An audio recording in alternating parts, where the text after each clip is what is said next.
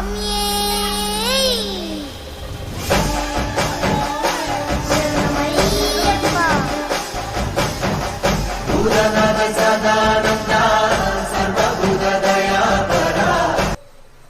மக்களே, எல்லாரும் எப்படி இருக்கீங்க? நாங்கள் ரொம்ப நல்லா இருக்கோம்.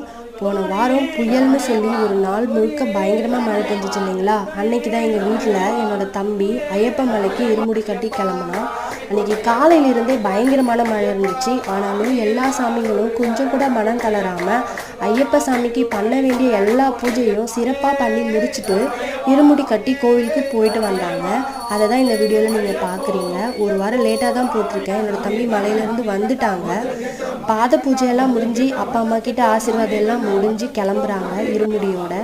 வெளியில் அவ்வளோ மழை பெஞ்சிட்ருக்கு, இருந்தாலும் கிளம்பிட்டாங்க. நல்லபடியாக போய் வீட்டுக்கும் வந்துட்டாங்க. இந்த வீடியோ பிடிச்சிருந்தா லைக் அண்ட் ஷேர் பண்ணுங்கள். தேங்க்யூ.